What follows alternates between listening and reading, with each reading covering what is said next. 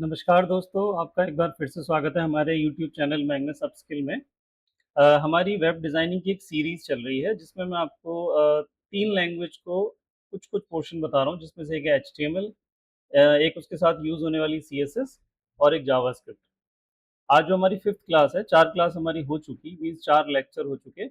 आज जो हमारा 5th लेक्चर है, उसका जो टॉपिक है वो है एचटीएमएल फॉर्म्स एंड इनपुट्स। ये बहुत यूज़फुल चीज़ होती है जब भी हम वेब डिज़ाइन बनाते हैं या वेब डिज़ाइन देखते हैं। आप कोई भी वेबसाइट देखते होगे तो उसमें ज़रूर कोई ना कोई फॉर्म होता होगा। फॉर्म क्या होता है? जैसे लॉगिन फॉर्म, जैसे साइन अप फॉर्म, जैसे फीडबैक फॉर्म, जैसे सर्च फॉर्म, बहुत सारे फॉर्म्स आते हैं। फॉर्म्स असल में एक मीडियम होता है जिस कंपनी ने वेबसाइट बनाई है, यदि वो यूज़र के साथ इंटरैक्ट करना चाह रही है, मेरे साथ बातचीत करना चाह रही है, तो फॉर्म्स ही वो ज़रिया होता है जिससे वो हमसे बातचीत कर सकती है। जैसे वो मेरा डेटा लेना चाह रही है तो हमको एक साइन अप फॉर्म देती है, रजिस्ट्रेशन फॉर्म देती है। फिर हम उस रजिस्ट्रेशन फॉर्म को भरते हैं, तो मेरी जानकारी उस वेबसाइट तक पहुंच जाती है। वो वेबसाइट मेरी जानकारी ले लेती है। तो फॉर्म्स बहुत ज़्यादा इम्पोर्टेंट कंट्रोल होते हैं किसी वेबसाइट के। तो मैं आपको ये बता रहा हूँ कि फॉर्म्स किस तरह से क्रिएट होते हैं और इसमें किस-किस तरह के कंपोनेंट्स यूज़ होते हैं। ये आज का रोड मैप रहेगा। हम सीखेंगे फॉर्म है क्या और उसको बनाने के लिए कुछ टैग्स यूज़ होते हैं जिसके नाम मैं सामने आपको दिख रहा है, फॉर्म टैग। उसमें कुछ इनपुट टाइप्स होती हैं, लेबल्स होते हैं, जो-जो कंपोनेंट्स यूज़ होते हैं, वो हम आज सीखेंगे। पहले तो एचटीएमएल फॉर्म है क्या? मैंने आपको बताया फॉर्म कलेक्ट करता है इन्फॉर्मेशन यूज़र से। जैसे आप फेसबुक में कभी फेसबुक खोलो और आपने खाता नहीं बना रखा है, तो वो आपको साइन अप फॉर्म देते हैं। अकाउंट यदि नहीं है आपका, साइन अप फॉर्म देंगे और आपकी इन्फॉर्मेशन कलेक्ट करेगा वो फॉर्म। वो फॉर्म आपकी इन्फॉर्मेशन कलेक्ट करेगा और फेसबुक के सर्वर को भेज देगा। जैसे एग्जांपल के तौर पे login form, sign up form, search form, checkout form, feedback form. आपकी इन्फॉर्मेशन कलेक्ट करने का तरीका, यदि फॉर्म्स ना हो, तो सर्वर यानी कंपनी आपका जो डेटा है वो कलेक्ट ही ना कर पाए। फॉर्म ही वो तरीका होता है जिससे कोई भी कंपनी आपका डेटा जान पाती है। रियल वर्ल्ड में इस तरह के कुछ फॉर्म्स होते हैं जो हम डेली यूज़ करते हैं, जैसे लॉगिन फॉर्म जो हम जीमेल पर, फेसबुक पर, इंस्टाग्राम पे यूज़ करते हैं। साइन अप फॉर्म होते हैं जो यूट्यूब पर है, अमेज़न पर है, फ्लिपकार्ट पर है जिसमें नेम, ईमेल, पासवर्ड ये सब पूछता है वो। सर्च फॉर्म होते हैं, गूगल सर्च में आप देखोगे एक बॉक्स जैसा आता है जिसमें आप कुछ टाइप करते हो। कौन टाइप करता है? आप टाइप करते हो। तो इनपुट देने का तरीका, गूगल को इनपुट देने का तरीका, यानी इंटरैक्ट करने का तरीका। चेकआउट फॉर्म भी होते हैं जब आप कोई खरीदारी करते हो तो, कॉन्टैक्ट फॉर्म होते हैं, सर्वे फॉर्म होते हैं, तो बहुत सारे फॉर्म्स होते हैं यूज़र इंटरैक्टिविटी करने के लिए या सर्वर यदि आपकी इन्फॉर्मेशन कलेक्ट करना चाहेगा तो एचटीएमएल फॉर्म वो ज़रिया होता है। तो ये है एचटीएमएल के फॉर्म्स। अब ये छोटा-सा कुछ कोड लिखा हुआ है यहाँ पर कि फॉर्म किस तरह से बनते हैं। ये टैग होता है फॉर्म नाम से जिसके अंदर एक एट्रीब्यूट होता है एक्शन, एक एट्रीब्यूट होता है मेथड और इसके अंदर हम फॉर्म का कंटेंट लिखते हैं, फॉर्म किस हिसाब से दिखाना चाह रहे हैं यूज़र। यहाँ पर मैंने 2 एट्रीब्यूट का ज़िक्र किया है, एक एक्शन है, एक मेथड है। जैसे इस फॉर्म के अंदर कोड आता है, अभी लिखा नहीं मैंने, इसके अंदर कोड आता है, कौन-कौन से इनपुट आते हैं मीन्स कौन-कौन से कंपोनेंट्स आते हैं, वो नेक्स्ट स्लाइड में मैं आपको दिखाऊँगा। फिलहाल ये छोटा-सा कोड है, इससे ही फॉर्म बनता है। वेबसाइट में इससे फॉर्म बनता है, तो जब भी कोई फॉर्म बनाएगा, तो वो फॉर्म टैग का इस्तेमाल करता है और मिनिमम 2 एट्रीब्यूट का यूज़ होता है, एक एक्शन और एक मेथड। और भी होते हैं लेकिन कम से कम इन 2 का तो होता ही है। जहाँ पर एक्शन ये बताता है कि जब ये फॉर्म सबमिट होगा, ये बगल में लिखा हुआ है, जब ये फॉर्म सबमिट होगा यानी आप सबमिट बटन को दबाते हो, तो एक फाइल कॉल हो जाती है पीछे से। अब वो फाइल पीएचपी लैंग्वेज से बनी फाइल हो सकती है, वो फाइल जावा से बनी फाइल हो सकती है। जैसे ही आप कोई फॉर्म सबमिट करते हो, सबमिट करते ही आपका डेटा किसी बैकएंड की फाइल में चला जाता है। वो फाइल पीएचपी मतलब किसी न किसी लैंग्वेज में होती है। मैंने फिलहाल पीएचपी लिखा है, किसी भी लैंग्वेज में हो सकती है। तो एक्शन एट्रीब्यूट आपका डेटा सेंड करता है सर्वर की तरफ। एक और होता है यहाँ पर मेथड। ये जो मेथड एट्रीब्यूट होता है इसकी 2 वैल्यूज़ होती है, गेट होता है, एक पोस्ट होता है।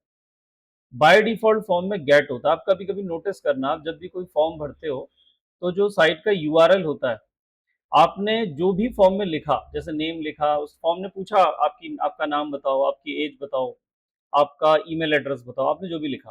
फिर आप जब सबमिट करोगे तो यूआरएल को गौर से देखना। क्या यूआरएल में आपने जो भी फॉर्म में लिखा था, नेम, एज, एड्रेस, क्या वो भी दिखता है यूआरएल में? वेबसाइट का जो एड्रेस होता है, एड्रेस बार वहाँ पे दिख रहा है? यदि दिख रहा है, तो उस फॉर्म में मेथड इक्वल टू गेट का इस्तेमाल किया गया है। जो गेट होता है उसको उसमें डेटा यूआरएल में विजिबल हो जाता है। यानी जब सेंसिटिव इन्फॉर्मेशन नहीं होती है, तो जनरली फॉर्म्स गेट का इस्तेमाल करते हैं, और जब सेंसिटिव इन्फॉर्मेशन होती है यानी यूआरएल में नहीं दिखाना है कि यूज़र ने क्या टाइप किया था, जैसे पासवर्ड, पासवर्ड नहीं दिखाना है, तो फिर मेथड पोस्ट का यूज़ किया जाता है। ज़्यादातर कॉन्टैक्ट अस जैसे फॉर्म में गेट मेथड का यूज़ होता है, क्योंकि वहाँ पे कोई सेंसिटिव इन्फॉर्मेशन नहीं होती। लेकिन लॉगिन, साइन अप और पेमेंट वाले जो फॉर्म होते हैं, जिसमें आप पेमेंट का कुछ डाल रहे हो या पासवर्ड डाल रहे हो, वहाँ पर जनरली मेथड पोस्ट का यूज़ होता है। पोस्ट जो होता है, इसकी सिक्योरिटी काफ़ी हाई होती है, क्योंकि इसमें डेटा आपको यूआरएल में नहीं दिखता। गेट की सिक्योरिटी उतनी बेहतर नहीं होती। तो जब नॉर्मल फॉर्म यूज़ करना है, तो ये लोग मेथड इक्वल टू गेट करते हैं, और जब सेंसिटिव इन्फॉर्मेशन होती है तो मेथड इक्वल टू पोस्ट करते हैं। ये छोटा-सा कोड है, इसी से फॉर्म बनता है किसी भी वेबसाइट का। अब फॉर्म के अंदर जो मैंने पिछली स्लाइड में आपको दिखाया ना, इनपुट गोज़ हियर, यहाँ पर क्या आएगा? मतलब फॉर्म के अंदर क्या-क्या डिज़ाइन देंगे, वो है स्लाइड। आप इस तरह के टेक्स्ट बॉक्स देखते होंगे, जब भी कोई फॉर्म बनता है तो यही वो टेक्स्ट बॉक्स होता है जो आपसे नाम पूछता है। ये सारे बॉक्सेस हैं, लेकिन इन बॉक्सेस की बहुत सारी टाइप है। यदि आप यूज़र से सिर्फ एक टेक्स्ट टाइप का नाम पूछना चाह रहे हो, तो हम यहाँ पर एक इनपुट नाम के टैग का यूज़ करते हैं, जिसकी टाइप टेक्स्ट होती है, तो ये आपसे टेक्स्ट पूछता है। यदि आप किसी से ईमेल पूछना चाहो, तो आपको टाइप इक्वल टू ईमेल लिखना पड़ता है कोडिंग में, ये मैं कोडिंग से रिलेटेड बात कर रहा हूँ। और कोडिंग में आपको टाइप इक्वल टू पासवर्ड लिखना पड़ता है, यदि आप सेंसिटिव इन्फॉर्मेशन डाल रहे हो तो। ये हम नेक्स्ट जो हमारा लेक्चर होगा, मैं आपको कोड करके भी दिखाऊँगा, ये टाइप ईमेल कैसे काम करेगा, टाइप पासवर्ड। अभी फ़िलहाल इसका थ्योरेटिकल कांसेप्ट समझ रहे हैं। यदि आप टाइप इक्वल टू नंबर लिखोगे कोडिंग में, तो यहाँ पे न्यूमेरिक टाइप हो सकता है। टेल लिखोगे तो टेलीफ़ोन टाइप हो सकता है, यूआरएल लिखोगे तो यूआरएल टाइप हो सकता है, डेट लिखोगे तो वहाँ पर एक कैलेंडर आ जाता है ऑटोमैटिकली, जो डेट सेलेक्ट करने की फैसिलिटी देता है। टाइम लिखोगे तो टाइम आ जाता है, फाइल लिखोगे तो फाइल चूज़ करने वाला टेक्स्ट बॉक्स आ जाता है, कलर लिखोगे तो वो कलर बॉक्स आ जाता है जिसमें आप कलर चूज़ करते हो। रेंज लिखोगे तो यहाँ पे देखो आप रेंज ऊपर-नीचे करने का बटन आ जाता है, और हिडन लिखने पे ये कोडिंग में यूज़ होता है, जिसमें सर्वर चाहता है कि आपका डेटा किसी को ना दिखे। तो ये जो इनपुट है, ये इनपुट की कुछ टाइप्स है जो फॉर्म के अंदर होती हैं। ये हम कोडिंग में देखेंगे ठीक से, इसको लिखते कैसे हैं। फिलहाल ये थ्योरेटिकल फंडा है। ये भी थ्योरी है। अब ये एक और टैग यूज़ होता है फॉर्म में, इसका नाम है लेबल टैग। जैसे फॉर एग्ज़ाम्पल आप कभी कोई फॉर्म देखना, जिसमें वो आपसे नाम पूछेगा, तो लिखा होगा नेम, और उसके आगे एक बॉक्स जैसा होगा जिसमें आप नेम डालते हो। तो वो जो नेम बनता है या यूज़र नेम लिखा होता है, वो इस लेबल नाम के टैग से बना होता है। ये एक टैग है, जिससे आप वो चीज़ लिखवाते हो स्क्रीन के ऊपर जो आप यूज़र से पूछना चाहते हो। और इस लेबल टैग के ये कुछ एट्रिब्यूट्स होते हैं। ये भी हम कोडिंग में देखेंगे। अभी फ़िलहाल के लिए आप इसको स्क्रीनशॉट ले सकते हैं कि कौन-कौन से एट्रिब्यूट्स होते हैं। एग्ज़ैक्टली काम कैसे करते हैं, मैं आपको नेक्स्ट लेक्चर में बताऊँगा। ये भी कुछ कंट्रोल्स ही हैं। ये मैं सारे कंट्रोल्स बता रहा हूँ, फॉर्म के अंदर क्या-क्या होता है। यदि फॉर्म के अंदर आपने कोई ड्रॉप डाउन देखा होगा, ड्रॉप डाउन जिसमें वो क्या कहते हैं, डेट ऑफ बर्थ पूछते हैं ना, एक आप क्लिक करते हो तो ऐसे एक ड्रॉप डाउन जैसा खुलता है। उसमें आप डेट सेलेक्ट कर सकते हो, मंथ सेलेक्ट कर सकते हो, ईयर सेलेक्ट कर सकते हो।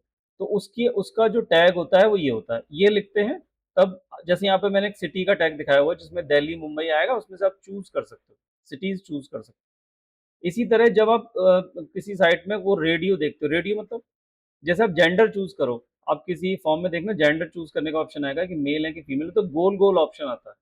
उस गोल-गोल कंट्रोल को रेडियो बटन बोला जाता है। उसका कोड ये होता है। एक टिक वाला ऑप्शन आता है जिसमें आप क्लिक करोगे तो फॉर्म में ऐसा टिक लग जाता है। वो जनरली टर्म एंड कंडीशंस में होता है। सबसे नीचे फॉर्म में देखना आप, I accept term and condition होता है। उसके आगे चेक बॉक्स होता है। उसमें टिक करेंगे तो चेक लग जाता है। उसका ये कोड ये वाला होता है। ये हम एक बार फॉर्म बना के देखेंगे। फिलहाल ये कोड मैं बता रहा हूँ आपको, इस तरह का कोड लिखा जाता है। एक होता है जिसमें बहुत बड़ा टाइप करते हैं मैसेज। जैसे आप कभी जीमेल करोगे तो जीमेल में कंपोज़ जब हम करते हैं, तो एक मैसेज, वो भी तो एक फॉर्म खुलता है कंपोज़ वाला, जिसमें वो आपका ईमेल एड्रेस पूछता है, सब्जेक्ट पूछता है, नीचे मैसेज पूछता है। तो जो नीचे मैसेज पूछता है ना, बड़ा-सा बॉक्स आता है। वो बड़ा-सा बॉक्स इस टेक्स्ट एरिया वाले कंट्रोल से बनाया जाता है। अब यहाँ पर फिर से कुछ एट्रिब्यूट्स हैं, ये कुछ वैलिडेशन एट्रिब्यूट्स हैं। आपने बहुत सारे फॉर्म देखे होंगे जिसमें आप किसी फ़ील्ड को ब्लैंक नहीं छोड़ सकते हो, तब तक वो आगे नहीं बढ़ने देगा जब तक आपने उसमें कुछ ना कुछ लिखा नहीं होगा। उसके लिए यहाँ पर एक वर्ड यूज़ होता है, इसको बोलते हैं रिक्वायर्ड। यदि हम इस तरह का एक इनपुट बनाएँ, इस तरह का एक क्या कहते हैं कंट्रोल बनाएँ जिसमें हम रिक्वायर्ड लिख दें, तो फिर यूज़र को फिल करना ज़रूरी हो जाता है। ये कुछ वैलिडेशन के एट्रीब्यूट्स हैं, रिक्वायर्ड लिखने पे यूज़र को देना ज़रूरी हो जाएगा। कभी-कभी मिन लेंथ, मैक्स लेंथ लिखना पड़ता है हमको कि जैसे पासवर्ड में लिखा होता है, कि पासवर्ड कम से कम 3 कैरेक्टर का हो या ज़्यादा से ज़्यादा 20 कैरेक्टर का हो, तो इस तरह के कुछ एट्रीब्यूट्स यूज़ होते हैं, min length, max length. Min max भी यूज़ होता है जब आप कोई रेंज दे रहे हो, जैसे आप कुछ यूज़र से कुछ ऐसा पूछ रहे हो कि 1 से 100 के बीच में लिखना, उसके ऊपर भी नहीं, नीचे भी नहीं, तो आपको ये मिन मैक्स नाम के वर्ड का यूज़ करना पड़ता है। ये भी हम नेक्स्ट जो लेक्चर में पढ़ेंगे ना, मैं आपको ये सारा कोड करके दिखाऊँगा और फॉर्म एक बना के दिखाऊँगा। फिलहाल आप इसको एक एक स्क्रीनशॉट के तौर पे या चीट शीट के तौर पे ले सकते हो। यही सब हम नेक्स्ट जो हमारा प्रैक्टिकल कोडिंग वाला लेक्चर होगा उसमें देखेंगे कि किस तरह से फॉर्म बनता है। लेकिन ये आज मैं जो आपको दिखा रहा हूँ इसी कोड से वो फॉर्म बनता है। तो ये कुछ वैलिडेशन कंट्रोल्स हैं। सारे हम आपको नेक्स्ट लेक्चर में बताएँगे। अब एक और चीज़, ये है वो फॉर्म, यहाँ पर आपको स्क्रीन दिख रही है, ये है वो फॉर्म जिसके बारे में बात कर रहे हैं, जिसमें वो आपसे कुछ पूछता है, नेम पूछता है, ईमेल पूछता है, पासवर्ड पूछता है, फिर आप सबमिट पे क्लिक करते हो। यहाँ पर जो आपको दिख रहा है ना, ये लेफ्ट साइड में एक फॉर्म है, राइट साइड में भी एक फॉर्म है, लेकिन लेफ्ट साइड में सीएसएस इस्तेमाल नहीं करी गई है, तो बड़ा जनरल सा फॉर्म आ रहा है और राइट साइड में सीएसएस इस्तेमाल की गई, जो मैंने आपको बताया था दूसरे या तीसरे लेक्चर में कि सीएसएस से आप चीज़ों को ब्यूटीफाई करते थे। ये ब्यूटीफुल हो गया, अच्छा दिखाई दे रहा है। यही फॉर्म है जो आपको स्क्रीन पे दिखते हैं, लेकिन विदाउट सीएसएस देखेगा तो ऐसा कुछ दिखेगा नॉर्मल जैसा और सीएसएस लग जाएगी तो थोड़ा-सा ब्यूटीफाई हो जाता है। ये आपके लिए क्विज़ है जो मैंने पीछे लिखा है, यदि उसको आप वापस से देखेंगे सारे एट्रीब्यूट तो बता पाएँगे इसके आंसर्स। क्वेश्चन 1 का आंसर भी बता पाएँगे, सेकंड का भी बता पाएँगे, थर्ड का भी बता पाएँगे, फोर्थ का भी बता पाएँगे। जो पिछली स्लाइड्स में हमने सारे एट्रीब्यूट्स देखे, यदि आपने खुद से पढ़े तो। तो आपके लिए क्विज़ है, चाहें तो इसका आंसर आप खुद से दे सकते हैं। ये एक चैलेंज है, यदि कुछ कुछ छोटा-मोटा ये फ़िलहाल शायद हम ना कर पाएँ, लेकिन हम इसको करेंगे जब हम कोडिंग सीख लेंगे। यहाँ पर ये आधा-अधूरा कोड है। यदि कोई जानता है पहले से एचटीएमएल, तो वो इस आधे-अधूरे कोड को फ़िल करे और रिज़ल्ट के तौर पे उसको इस तरह का फ़ॉर्म दिखाना है। ये आधा-अधूरा कोड है।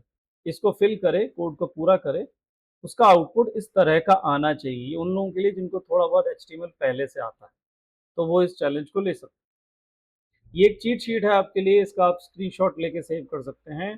फॉर्म बनाते समय किस-किस टाइप के टैग्स यूज़ होते हैं, उन टैग्स के अंदर कौन-कौन से इनपुट के टाइप यूज़ होते हैं और कौन-कौन से एट्रीब्यूट यूज़ होते हैं, वो भी की एट्रीब्यूट कौन से यूज़ होते हैं, उसकी एक चीट शीट है। इसमें से कई चीज़ें जो नेक्स्ट लेक्चर में मैं आपको कोड करके दिखाऊँगा, इनमें से काफ़ी चीज़ें वहाँ पर आएँगी। ये फिर से जिसको बहुत बिगिनर लेवल का है तो वो एक छोटा-सा कॉन्टैक्ट फॉर्म बना के देख सकता है। थोड़ा बहुत इंटरमीडिएट लेवल का बंदा है तो एक रजिस्ट्रेशन फॉर्म बना सकता है और एडवांस लेवल का है तो वो फुली स्टाइल्ड मतलब सीएसएस लगा के एक बेहतर सा एचटीएमएल फॉर्म बनाए। तो ये था आज का हमारा फॉर्म्स का थ्योरेटिकल कांसेप्ट। अब इसको प्रैक्टिकली और ये फॉर्म बनते कैसे मैं आपको एक लॉगिन फॉर्म और एक साइन अप फॉर्म बना के दिखाऊँगा विदाउट सीएसएस और विद सीएसएस। उसमें इसी तरह के कुछ कोड स्टाइल्स का यूज़ होगा जो मैंने अभी आपको बताई। यदि आपको हमारा चैनल अच्छा लगा तो सब्सक्राइब कीजिए। बाकी मिलते हैं नेक्स्ट लेक्चर में। Thank you.